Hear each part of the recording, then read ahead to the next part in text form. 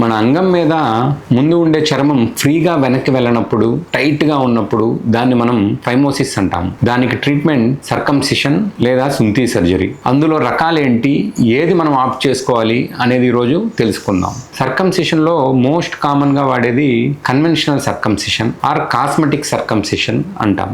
యూరాలజిస్టులు slew technique అనే మంచి surgery ద్వారా ఇది చేస్తారు. రెండవది స్టాప్లర్ సర్కంసిషన్. ఈ మధ్య లేటెస్ట్గా ఇది చేయటం జరుగుతుంది. ఇందులో ZSR స్టాప్లర్ అని ఒరిజినల్ ZSR వాడతాం. ఇది ప్రొసీజర్ టైం తగ్గుతుంది, అలానే క్లీన్గా కట్ వస్తుంది, స్టాపిల్స్ పడతాయి.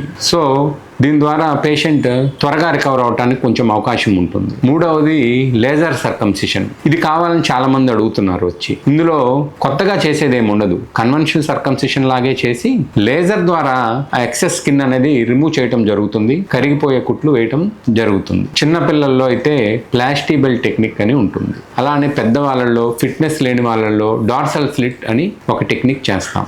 మనకి ఏది అవసరం అనేది మన ఏజ్ని బట్టి, మన ఫైమోసిస్ సివియారిటీని బట్టి, అసోసియేటెడ్ ఇన్ఫెక్షన్స్ బట్టి, క్రింద ఫ్రెండిలం అన్నది ఎంత షార్ట్ గా ఉందనే దాన్ని బట్టి మీ యూరాలజిస్ట్ డిసైడ్ చేయడం జరుగుతుంది. మీకు ఫోర్ స్కిన్ ప్రాబ్లమ్స్ కానీ, క్రాక్స్ కానీ ఇలా వెనక్కి వెళ్ళటానికి టైట్ గా ఉన్నా వెంటనే మీ యూరాలజీ లేదా ఆండ్రాలజీ డాక్టర్ గారిని సంప్రదించండి.